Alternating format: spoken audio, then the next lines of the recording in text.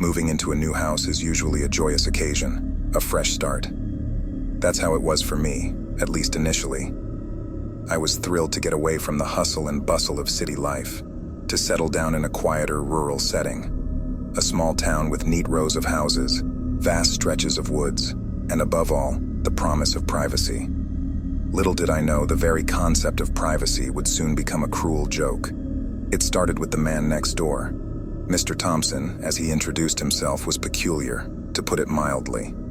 He had piercing blue eyes that looked right through you, a lanky build, and a penchant for wearing outdated suits, even while gardening. Our first encounter was brief and uneventful, just a casual hello and a handshake. But that handshake was cold, unnaturally cold, and I remember shivering for minutes afterward. The house I had bought was charming but old. It had quirks, like creaky floorboards and windows that wouldn't quite shut, but that added to its character, or so I convinced myself. Yet from day one, something felt off. I chalked it up to the stress of moving, the unfamiliar sounds of a new place, and the isolation of living alone. But then the gifts started appearing. At first it was just small things. A basket of freshly picked apples on my porch, a pot of homemade jam, a set of garden tools. Each time, a note accompanied the gift. From a neighbor who cares. It was thoughtful but odd, given that I barely knew anyone in the community. But hey, small towns are friendly, right? Wrong. I thanked Mr. Thompson, assuming he was the kind-hearted neighbor. He just smiled that tight-lipped smile of his and nodded, never confirming nor denying it was him. Then came the more unsettling gifts. A sketchbook filled with remarkably accurate drawings of me, doing mundane things like cooking or watching TV. A photo album documenting the renovation process of my home, capturing even the most trivial details. I was concerned but reasoned that someone was just overly enthusiastic about welcoming me to the neighborhood. It wasn't until I found the first tape that the real fear set in. A VHS, archaic by today's standards, labeled "For Your Eyes Only." I had to dig out an old VCR from the attic to play it. What I saw made my skin crawl. The grainy footage showed the interior of my home, taken from just outside the window.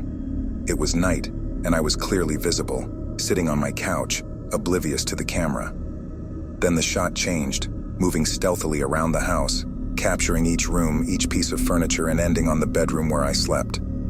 The tape ended with the words, "See you soon," crudely scribbled on a piece of paper. This was no friendly neighborhood watch. This was stalking, invasion of the most intimate kind. I reported the tape to the police, but their hands were tied.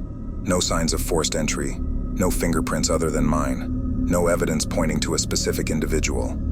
They increased patrols in the area, but that was the extent of their involvement.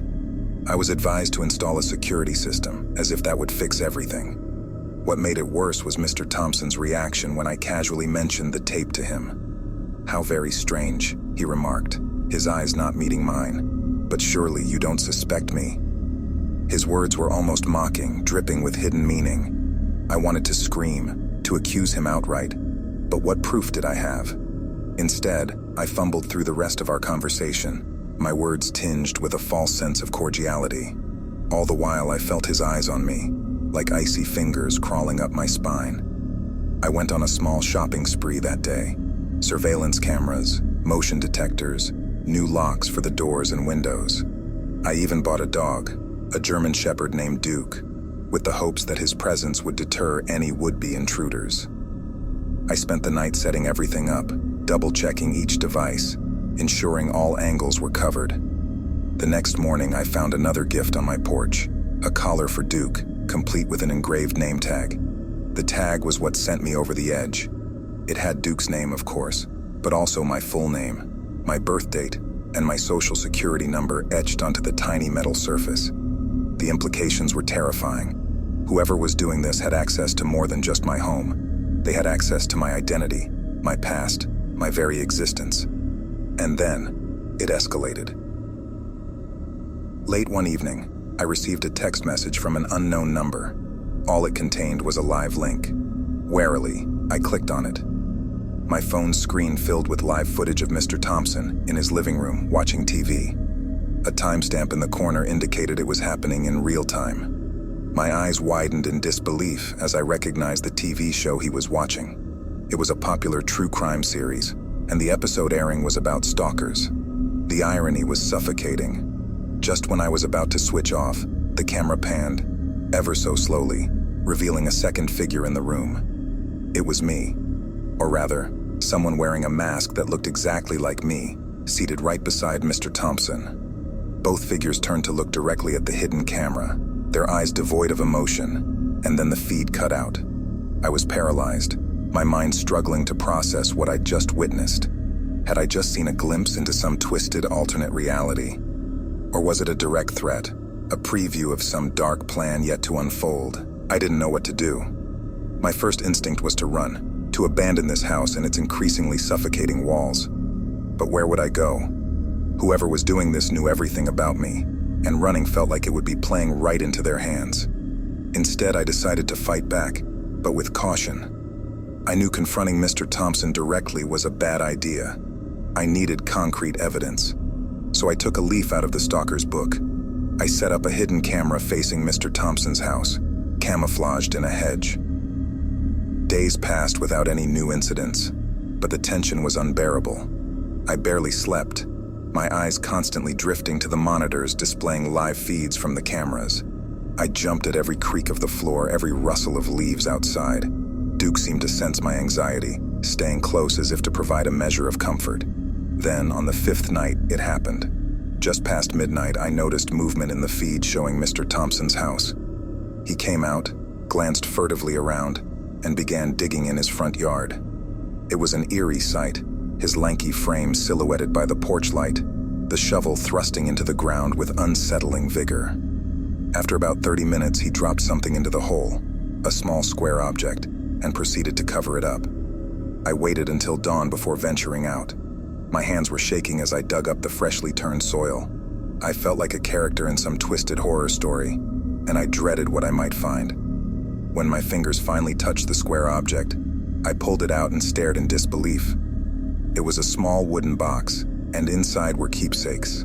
A lock of hair, a photo of me as a child, and a handwritten note saying, "Soon, we'll be as one." This was the last straw. I had to act. I decided to break into Mr. Thompson's house. It was risky, but I couldn't let this continue. I had to find something, anything, that could serve as definitive proof. That night I picked the lock and slipped inside. His house was as odd as he was, filled with antiques, old photographs, and hundreds of books. I made my way to the basement, my heart pounding with each step. What I found was a shrine dedicated to me. Photos covered the walls, each marking different phases of my life. There were trinkets I had lost years ago, pieces of clothing I couldn't find, and in the middle of the room, a life-sized mannequin resembling me, dressed in my own clothes. I was horrified, but before I could take photos as evidence, I heard footsteps. Panicked, I hid behind a bookshelf just as Mr. Thompson entered the room. He walked over to the mannequin, whispered something, and then started to peel off his face. Like layers of old paint, his skin came off, revealing another face beneath it, a face identical to mine.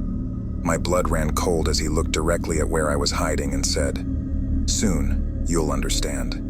We are destined to be as one."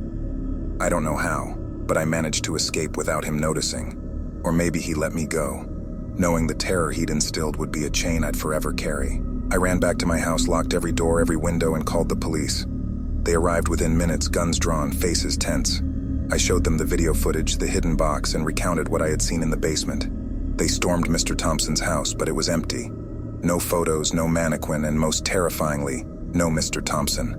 For days I lived in a state of heightened alert, sleeping in sporadic bursts, jumping at the sound of my phone. The police couldn't find him, but they did discover multiple fake IDs, surgical equipment, and what seemed to be a makeshift operating room in the now empty basement. They concluded he had been planning something unspeakable. Time passed, and the police investigation hit one dead end after another. Mr. Thompson had vanished, leaving behind a life as fabricated as his own face. Slowly, I started to regain a semblance of normalcy, bolstered by security systems and Duke, who never left my side. One evening, I received a package. It was a book, an old leather-bound journal. The first half was filled with beautiful sketches, poetry, and musings about love and unity. It was as if I were reading the diary of a deeply sensitive, albeit troubled soul. But the tone changed midway, becoming dark and obsessive. The entries started focusing on becoming one and melding souls, culminating in detailed plans on how to surgically graft skin to quite literally become one with another person. The last page contained a handwritten note. "I'm closer than you think, waiting for the right moment to complete our unity. You can't escape destiny." I immediately alerted the police, but they found nothing new. No fingerprints, no leads, no Mr. Thompson. They advised me to leave town, to disappear before he could carry out whatever he had planned. So I did. I sold the house, took Duke, and moved halfway across the country. New town, new job, new identity. It's been months now, and no sign of Mr. Thompson. Maybe he's moved on, found another obsession, or maybe he's biding his time, waiting for the perfect moment to strike. Sometimes I convince myself that I'm safe, that it's all behind me. But then I'll catch a glimpse of something, a shadow in the corner of my eye, or an all too familiar face in a crowd. There are moments in the dead of night when Duke growls at the window, his eyes fixed on something I can't see. So I live my life in a state of constant fear, forever looking over my shoulder, jumping at shadows, second-guessing every new face I meet. Because the terrifying truth is, I don't know if Mr. Thompson is out there, watching, waiting, or if he's already here, closer than I dare to imagine, biding his time until our twisted destinies finally become one. I hope you found those tales as spine-tingling as I did. If you're still with us, congratulations. You've survived another journey into the terrifying and unknown. Now, if you'd like to keep the nightmares coming, go ahead and demolish that like button. It not only supports the channel, but also lets us know what kind of horrors keep you up at night. And hey, why not share your own bone-chilling experiences or thoughts in the comments below? Your story could be the seed for our next dark journey. Finally, if you haven't yet joined our ever-growing community of brave souls and seekers of the macabre, hit that subscribe button and ring the bell. That way, you won't miss a single tale and, believe me, you don't want to. Until next time, remember, the scariest stories are the ones we tell ourselves in the dark. Sleep tight.